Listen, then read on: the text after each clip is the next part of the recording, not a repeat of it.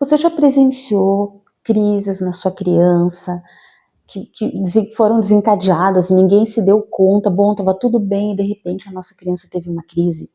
Pois é, você sabia que as crises no autismo, elas não acontecem por nada?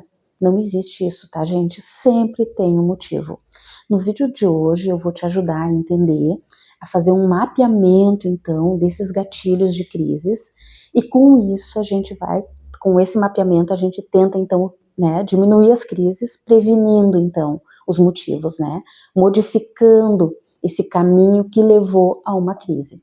Identificar os gatilhos é muito importante, gente, para mudar comportamento e mudar a forma como a gente acolhe, como a gente previne e como a gente tenta, a longo prazo, extinguir as crises.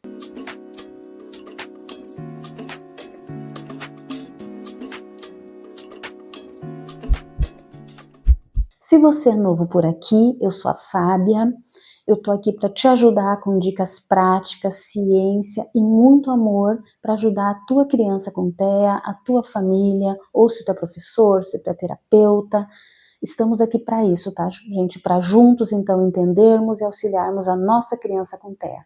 E se você se interessa por esse tema, se é importante para você, se inscreve, ativa o sininho, que toda semana tem vídeo novo. Então, gente, antes de mapear, a gente precisa entender algumas coisas, tá? As crises na criança com TEA, na pessoa com TEA, né? Elas não são birras, elas não são desobediências, elas não são, assim, oposições, né? Elas são respostas de alguma sobrecarga ao sistema nervoso da nossa criança, né? Essas sobrecargas, no geral, comumente, tá, elas são sensoriais, mas claro que elas podem também ser cognitivas, de cunho emocional, social, tá? Mas, no geral, sempre elas vão, mesmo sendo sociais, elas vão afetar o sistema sensorial. Sensorialmente, a nossa criança está sobrecarregada de vozes, enfim, de estímulos, né? E a gente vai ter que mapear isso para conseguir ajudar ela.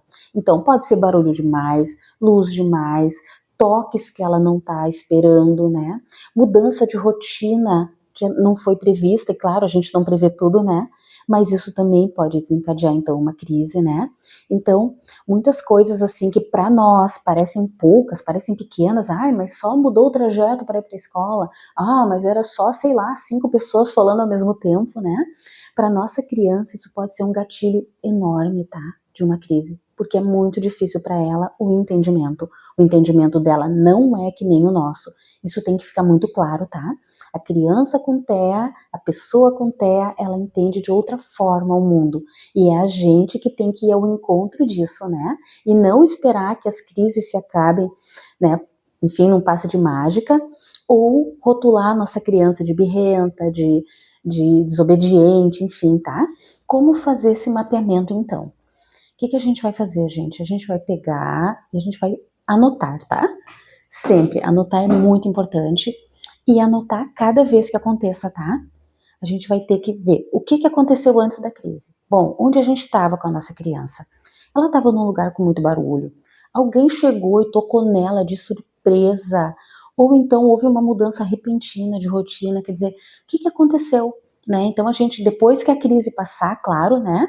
A gente vai fazer todo esse movimento de memória, né? Bom, onde estávamos? Quem estava? O que estava acontecendo, né?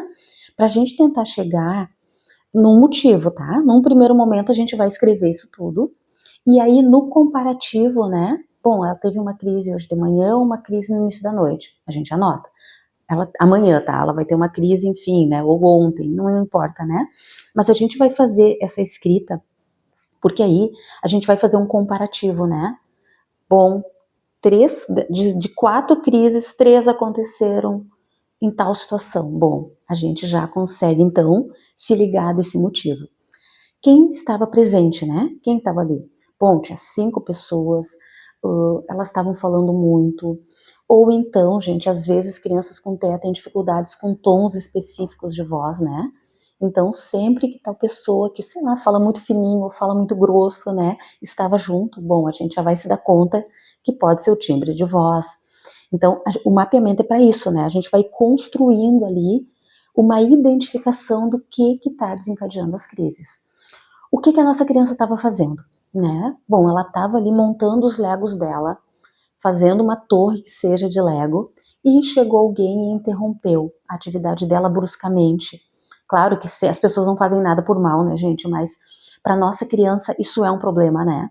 Bom, aí a gente vai mapear. São situações em que ela estava construindo a torre de Lego, ou ela estava num hiperfoco ali dela, olhando um livrinho de dinossauros, né? E chegou alguém, começou a falar com ela, tirou ela da atividade. Tudo isso vai estar escrito, tá? E as reações da nossa criança, isso é muito importante, né, gente? Porque a crise, ela vai desencadear uma reação visível, perceptível, né? Foi choro, foi grito, a nossa criança se jogou no chão, né? Ou ela começou a dar grito e fazer muitas estereotipias, ou ela bateu a cabecinha na parede, que também acontece, né? Então, ou ela se bateu, ela se beliscou, enfim, tá, gente? Tudo isso tem que estar anotado, até pra gente ter noção de que reações corporais ela tem tido predominantemente em momentos de crise. E depois, gente, o que é que a gente fez para acalmar, né? Como é que ela se acalmou? Bom, a gente levou ela pro quarto, ela ficou em silêncio, ou a gente abraçou ela muito forte, né? Conforme a criança, isso é positivo, né? Depende do sistema sensorial dela. Ou algum adulto específico estava ali e aquela figura de referência ajudou ela a se acalmar. Ou a gente tirou ela do ambiente, né? Enfim, que estratégia a gente usou e o quanto tempo também ela levou para se acalmar. Até para a gente testar as estratégias, né? Bom, levei para um ambiente calmo, foi para o quarto dela, sozinha, levou 5 minutos para se acalmar. Não, ficou, sei lá, na sala, a mãe ficou abraçando ela, o pai, ela levou 3 minutos, ela levou 10, ela levou 15, né? Então, essa noção do tempo que ela tem levado para se acalmar também é muito importante, tá? Até para a gente ver que estratégia foi a que acalmou ela mais rápido. Então, esse mapeamento, gente, anotar esses antecedentes, né? O que aconteceu antes, como foi a crise e como ela se acalmou, tá? Então, esse mapeamento, a gente vai conseguir uma noção desses padrões para a gente correr na frente, né? Tentar evitar ao máximo a crise ou, uma vez acontecendo, que a gente consiga acalmar ela mais rapidamente. Por que então mapear esses gatilhos de crise, gente? Quando a gente identifica o que causa então, né? Quais os fatores que causam as crises na nossa criança? A gente consegue evitar, né? A gente consegue prever essas situações estressantes, a gente consegue preparar ela com antecedência a partir de uma rotina, né? De uma conversa. A gente consegue, enfim, enquanto o adulto que está ali, promover momentos aonde isso não seja tão estressante para ela, né? Se é ruído, a gente consegue daqui a pouco trabalhar com um abafador, ou a gente consegue então, é uma festa que vai ter muita gente, a gente leva ela só um pouquinho e depois a gente leva ela para casa, ou a gente prepara, enfim, né, algum cantinho onde ela possa ficar para dar essa descansada sensorial, né? Enfim, mapear os gatilhos é fundamento, tá? E isso, gente, esse mapeamento, essa intervenção anterior, né, antecipada, para ajudar a que não aconteça a crise, isso é uma intervenção naturalística, né? É um cuidado respeitoso à nossa criança. Agora a gente vai então falar de como fazer esse mapeamento, tá?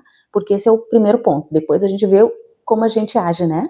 Mas antes de tudo a gente vai mapear então o que desencadeia as crises na nossa criança. Identificar os gatilhos é só o primeiro passo, tá, gente? Fazer esse mapeamento, ele é fundamental, mas ele é uma primeira etapa de um processo onde o nosso objetivo é diminuir as crises da nossa criança com o objetivo de extinguir elas, né? Para a nossa criança não entrar em sofrimento, não perder esse tempinho, né, de vida dela com a crise, com a desorganização, com todo o sofrimento que vem junto com essa desorganização. Então, a gente vai mapear os gatilhos, depois disso, a gente vai pensar então nas estratégias para poder evitar, realmente, né? O objetivo é esse, é evitar as crises, né? Então, uma das estratégias, antecipação visual. Rotina, né, gente? A rotina ali, com as imagens, organizada, prevendo algumas mudanças dentro ali da rotina, com espaço para essas mudanças, tá? Isso ajuda muito a diminuir crise. Adaptar ambiente, tá? Adaptar o ambiente para nossa criança. Excesso de estímulo, via de regra, é um potente desorganizador da nossa criança, né? Muito frufru, muita coisa no caminho, né? Muita gente falando ao mesmo tempo. Claro que a gente nem sempre vai conseguir evitar esse tipo de situação, mas também, muitas vezes, é um gatilho muito potente, né? Excesso de estímulo visual, excesso de estímulo auditivo. Então, esses todos são gatilhos bastante importantes. Uma vez mapeados, a gente vai tentar trabalhar com isso. Adaptação no ambiente, a rotina visual, talvez um abafador de som, né? Enfim, a gente vai ir buscando instrumentos, então, para ajudar a nossa criança. Uma textura, muitas vezes, a crise é depois do banho quando botou determinado pijama. Bom, talvez o determinado pijama seja de um material que incomode ela no sistema tátil dela, né? Então, esse pijama a gente, né, já retira e troca por outro. A gente vai, então, buscando alternativas para que as crises diminuam ao ponto de que elas não ocorram mais. Esse é o objetivo final, né, gente? E principalmente, né, o que a gente vai fazer sempre, né, gente? A gente vai ouvir a nossa criança, a gente vai acolher e ouvir. Esse ouvir, gente, não quer dizer que ela vai nos dizer, né, oralmente. Muitas vezes ela não vai, né? Por isso, esses mapeamentos. O mapeamento, essa identificação, então, de antecedentes de crise, do que acontece durante, depois, né? Tudo isso é escutar a nossa criança. Tudo isso é o nosso amor sendo colocado de uma forma concreta para ela, tá? Então, essa escuta é isso, né? É entender a nossa criança, é estar com o coração aberto para ela, porque ela tá no nosso coração, né?